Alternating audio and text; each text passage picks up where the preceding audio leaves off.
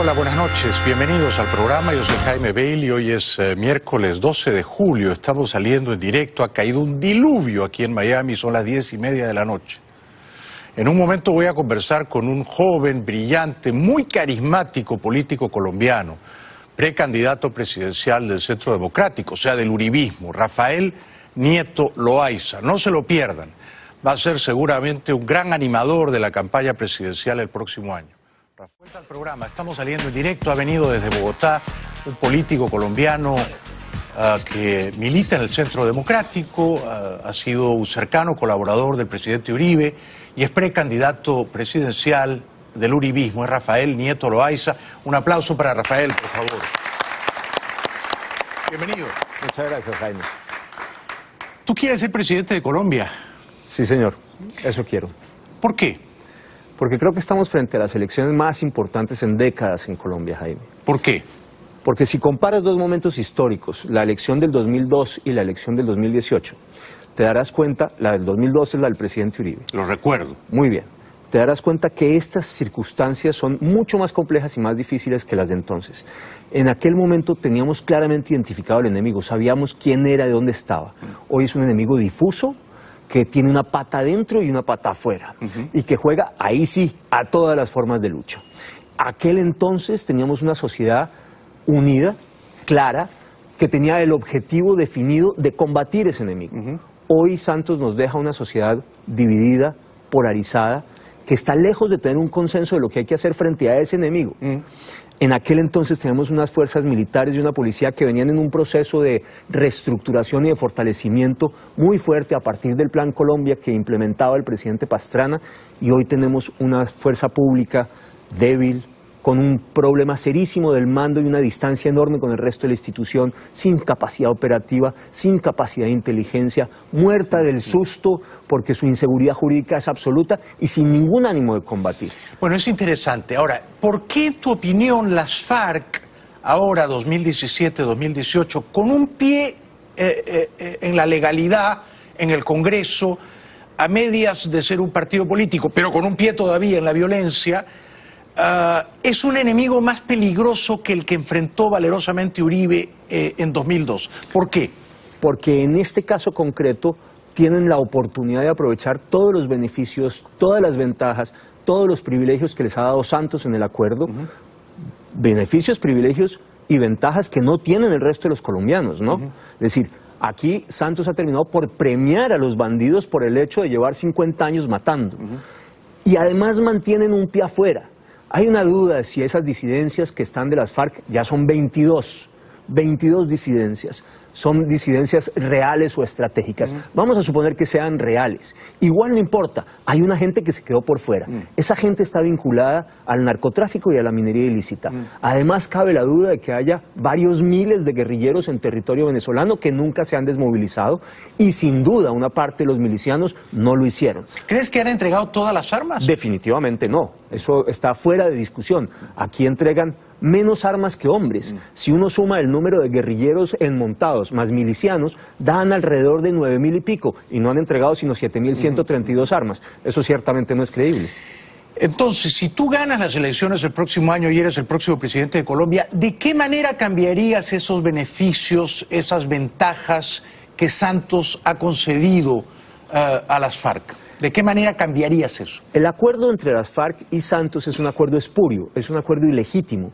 Y es espurio e ilegítimo porque se hace en contra de la voluntad de los ciudadanos que ganaron con el no el 2 de octubre en el plebiscito. Y por tanto lo que venga de ahí en adelante no tiene legitimidad alguna, por mucho que se le dé una apariencia de legalidad. ¿Hay que eliminar por completo el acuerdo o hay que modificarlo parcialmente? Yo no creo que el acuerdo deba hacerse trizas. Al final me parece mejor que estos 7.000 y pico no maten, que dejen de asesinar, pero sin duda hay que hacerle unas modificaciones de carácter sustantivo, esenciales. Por ejemplo, hay que eliminar todo aquello que les da ventajas y privilegios y beneficios a las FARC para hacer política que no tienen el resto de los ciudadanos. Es decir, 10 lugares en el Congreso. Es decir, que tienen financiación mejor que la de cualquier otro partido político en el país. Es decir, que tienen 20 emisoras de radio cuando el resto de los partidos políticos no tienen ninguna. Es decir, que el gobierno les está literalmente lavado haciendo un ejercicio de lavado de activos de su fortuna criminal, porque la está trayendo de la ilicitud, de la ilegalidad, metiéndola en un patrimonio autónomo, en una fiducia, y se las va a entregar para su centro de pensamiento y para su sistema de economía solidaria, es decir, para que las FARC las usen para su economía y para su política. Eso hay que eliminarlo. Los incentivos perversos que hay para el narcotráfico en el acuerdo hay que eliminarlos todos, que son los que nos llevan a vivir como vivimos hoy, en un océano de coca. Nunca hemos tenido más narcocultivos en la historia colombiana que lo que tenemos hoy, y es resultado de la ausencia de voluntad política de Santos de luchar contra el narcotráfico y del acuerdo con las FARC. Hay que eliminar la introducción del texto del acuerdo con las FARC de la Constitución. Yo no conozco otro antecedente en el cual un proceso de paz termine con un acuerdo entre un gobierno y una guerrilla y ese acuerdo haga parte del texto constitucional. Eso es absolutamente increíble. Eso también hay que quitarlo, y hay que eliminar todas las amenazas para la propiedad privada que están en el acuerdo. Si eliminas todo eso, en términos prácticos, ¿no estás dinamitando el acuerdo entre Santos y las FARC? Digamos, los defensores de Santos te van a decir, si tú eliminas todo eso, vas a espolear, vas a cicatear de nuevo la guerra y vas a dinamitar la paz. Yo no lo creo, porque finalmente nosotros nos comprometemos a proteger la vida e integridad física de todos los miembros de las FARC, como tendríamos que hacerlo con cualquier ciudadano. Ese es un deber definitivamente del Estado, y tiene que ser un deber en relación con los guerrilleros desmovilizados, porque vamos a preservar unas ventajas judiciales y porque les vamos a permitir hacer política, de manera que está bien que el trueque se haga de balas por votos. ¿No les quitarías los 5 escaños en la Cámara y los 5 en el Senado? No lo sé, a mí al final eso me parece no es tan importante. No me parece tan importante. Lo que sí creo es que para el resto de las cosas de hacer política, sí no pueden tener mejor beneficio que un ciudadano común y corriente que nunca ha asesinado ni ha cometido un secuestro ni que se ha dedicado al narcotráfico. Eso es lo que es inaceptable. Si no gana un candidato del uribismo el próximo año, si en agosto del próximo año juramenta un presidente de la izquierda o del campo político de Santos, y no se modifica este acuerdo de paz, ¿cuál es el peligro latente más grande para tu país? Las FARC vienen hablando de un gobierno de transición. Después de la firma del acuerdo, Jaime, las FARC realizan una conferencia guerrillera, la 10ª, la primera que no se hace en clandestinidad, en los llanos del Yarí. Y en esa conferencia ellos vuelven a definirse a sí mismos como marxistas, leninistas y de pensamiento revolucionario bolivariano, es decir, chavistas. Chavistas celebran a Maduro, celebran a la dictadura cubana. Así es. Y dicen que su propósito es tomarse el poder. Eso está claro. Y hablan de un gobierno de transición. ¿Cuál es el gobierno de transición? El que ellos quieren tener en el 2018. Un gobierno que no va a ser de las FARC, que todavía no va a ser del socialismo, pero que va en el camino del socialismo. Y ese es el riesgo del próximo gobierno si seguimos en la continuidad de lo que quiere el presidente Santos. O sea, que las FARC son un caballo de Troya en la democracia colombiana. Yo no tengo la menor duda de eso. Sí. No tengo la menor duda de eso. Su propósito es instalar en Colombia un régimen como el que tenemos en otros países de América Latina, una democracia meramente electoral que no tiene ningún contenido sustantivo de lo que verdaderamente es una democracia, y donde ellos se perpetúan en el poder. Ha pasado en Venezuela, en Bolivia, en Ecuador, en Nicaragua. Pero hay el peligro real. Yo espero que no. Creo que la sociedad colombiana es una sociedad en la que los valores democráticos están profundamente arraigados, y es una sociedad ilustrada en el contexto de la región. ¿Hay el peligro de que las FARC puedan ganar unas elecciones como ganaron Morales en Bolivia, Correa en Ecuador, el golpista Chávez en Venezuela? ¿Hay ese peligro? En el 2018 definitivamente no, pero en el 2022 con el gobierno de transición eventualmente sí. Y además vamos a tener unas FARC que habrán lavado ya su imagen para entonces, que no tendrán ninguna cuenta pendiente con la justicia, que habrán cambiado la percepción ciudadana en relación con el conflicto armado a través del conjunto de instrumentos que están en el acuerdo dirigidos a modificar la percepción ciudadana sobre lo que realmente ocurrió, que van a tener a las fuerzas militares y a la policía en el banquillo de los acusados con la Justicia Especial de Paz. Esto es increíble. Pero es verdad que además van a ser para ese entonces el partido político mejor financiado por el Estado colombiano, no importa cuántos votos saquen, no importa cuántas curules consigan. Y además con los dineros mal habidos, escondidos, que no han entregado, ¿verdad? No, peor. Porque esta es una operación de lavado de activos billonario. Peor, Jaime. No con lo que han escondido, con lo que el gobierno Santos les va a haber lavado a través de un sistema que puso en un decreto, que es el 903 de este año, que permite que toda la fortuna ilícita de las FARC termine en manos de las FARC ya como una fortuna lícita. Y entonces, lo que ha hecho Santos, tantas concesiones, ¿no resultan algunas de ellas reñidas con la ley? Yo no tengo la menor duda de que muchas de las cosas que se pactaron en ese acuerdo son abiertamente contrarias a la Constitución colombiana y no deberían tener un espacio en la vida jurídica y política del país. Pero hay que ver qué vaya a hacer esta Corte Constitucional, que es tan volátil y tan difícil de predecir. Una pregunta antes de ir a la publicidad. Vargas Lleras, de momento, creo, encabeza las encuestas. No sé si Fajardo está segundo. ¿Ambos entrañan el riesgo de ese gobierno transicional que quieren las FARC, en tu opinión? Yo creo que unos menos que otros, pero ciertamente la continuidad del gobierno de Santos en cualquiera de sus variables sería un riesgo al final, a mediano, a largo plazo. ¿Y Vargas Lleras es esa continuidad? Está en manos de él tomar la decisión última de si lo es o no lo es. Pero lo que Germán no va a poder negar en ningún momento es que fue vicepresidente del presidente Santos y que terminó, porque además él se encargó de mostrar el voto, votando por el sí en el plebiscito, y que ha tenido algunas críticas menores en relación con los acuerdos, pero ninguna de carácter sustantivo, ni expresada de manera clara y abierta.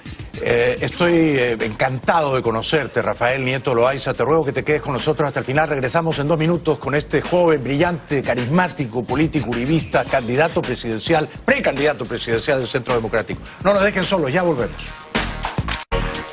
Ha venido desde Bogotá Rafael Nieto Loaiza. Él es precandidato presidencial del uribismo. Hay varios precandidatos, ¿no? Yo he entrevistado a Iván Duque. Entiendo que hay una señora Guerra, ¿puede ser? María del Rosario. Está Holmes. Así es. No sé si hay alguien más que me olvido. Estos son los 4 formales, pero yo digo que hay 3 engavetados. Ah, caramba. Que están pendientes de ver qué pasa con ellos, que son Luis Alfredo Ramos, Oscar Iván Zuluaga y Paloma Valencia. Claro. ¿De qué manera te gustaría a ti que se, digamos, dirimiera esto, que se eligiera al candidato del uribismo? Yo tengo la fórmula más sencilla, la más rápida y la más eficaz y la que me da más confianza. ¿Cuál sería? El dedo del presidente Uribe. ¿Por qué? Porque me parece que es lo más sencillo, que el presidente diga, miren, yo pienso que para efectos de la coyuntura del 2018 y ese gobierno, quien tiene más garantías de gobernar y puede construir una mejor coalición para hacerlo, es este fulano. Y en esa línea, y yo me acojo a lo que él decía. Me ha sorprendido. Pensé que ibas a decir unas elecciones abiertas, primarias, con debate. No, el dedo. El dedo. Pero el presidente Uribe se equivocó con el dedo el año 2009, 2010. Sí, pero yo creo que aprendió de esa lección y confío en que no se vuelva a equivocar. Yo creo que él ya sabe cuál es el perfil que no es el correcto. Sí, es verdad. ¿Cómo lo conociste tú al presidente Uribe? ¿Y de qué manera has trabajado con él? Yo fui viceministro del presidente Uribe en la primera administración, en el primer cuatrenio. De Interior y Justicia. Sí, señor, así fue. Y ahí es donde viene una relación muy cercana con el presidente. ¿Y estás confiado en que él te elegiría a ti? No, en absoluto. Creo que me tengo que ganar en los meses que viene esa posibilidad. Pero aún así, y sabiendo que eso no tiene ese elemento de certeza que sería deseable, yo creo al final que el de mejor juicio es el presidente. Los enemigos del uribismo, que desgraciadamente son no pocos, y a veces me descorazona ver a tantos jóvenes, porque pienso que son ingratos y que no reconocen la enorme contribución que ha hecho el presidente Uribe a Colombia, te van a decir, no, eso no lo esperaba. Te van a decir que lo que tú estás proponiendo es antidemocrático, que es caudillista, vertical, autoritario, un úcase del presidente Uribe, que las bases deberían pronunciarse. Jaime, la verdad es que hay un sector en Colombia que en todo caso, no importa cuál sea el mecanismo y no importa quién se elija, va a sostener que ese candidato del Centro Democrático es una marioneta y un títere de Uribe. Sí. Eso es inevitable, esa acusación va a estar ahí sobre la mesa. Y eso en realidad no es verdad. Por lo menos en mi caso tengo el carácter y el temperamento suficiente como para saber que eso no va a ser lo que va a ocurrir. Reconozco una guía y un liderazgo por parte del presidente muy claro y tengo una identificación sustantiva con la manera de pensar del Centro Democrático. ¿Por qué tantos jóvenes en tu país? No sé si es en Antioquia, pero sí en Bogotá, por ejemplo, tantos jóvenes que uno diría que son educados, van a la universidad, leen. ¿Por qué ven con esta especie de hostilidad al presidente Uribe? Yo creo que hay varias razones. La primera es que la mayoría de esos jóvenes no vivió en realidad los periodos más difíciles de la violencia en Colombia. Al contrario, son beneficiarios de lo que el presidente Uribe consiguió. Pero ellos no lo saben porque no lo vivieron. No vivieron Gaviria, Samper, Pastrana. Correcto, y no vivieron los secuestros a apenas pequeños kilómetros de Bogotá, exacto, donde la gente no se podía desplazar de las ciudades capitales, que incluso en las ciudades capitales había actos terroristas. En fin, eso no lo vivieron. Esa es la primera razón. La segunda razón es que Santos fue hábil en venderle la idea a los jóvenes de que debíamos buscar la paz a cualquier costo. Y no hay una reflexión sobre si esa es una apuesta cierta o no. Si la paz a cualquier costo tiene sentido. La paz a cualquier costo hubiera significado habernos rendido a las bombas de Pablo Escobar. La paz a cualquier costo es negarse a combatir el terrorismo islámico. Ese tipo de reflexiones no las hacen los jóvenes. De manera que hay una idealización de la paz. Ahí hay un segundo factor.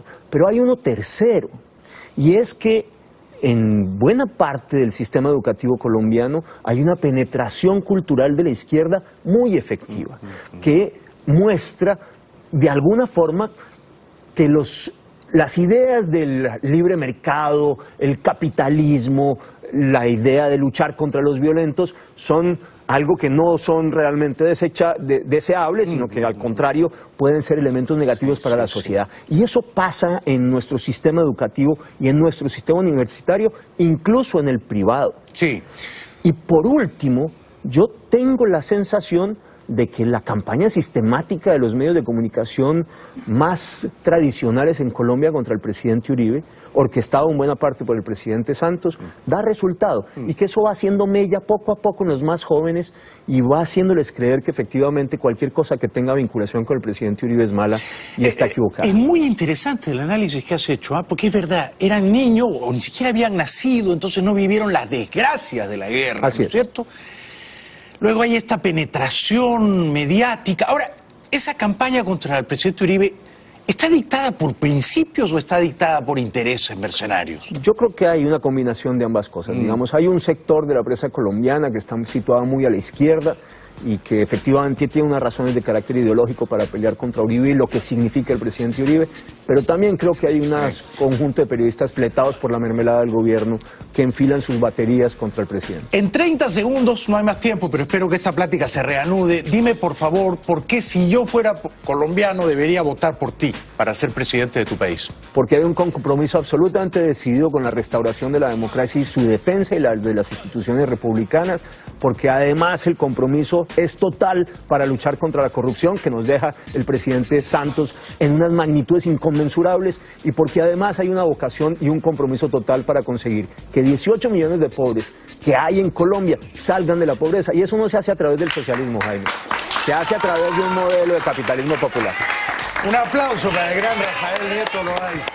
Gracias, Rafael. Hasta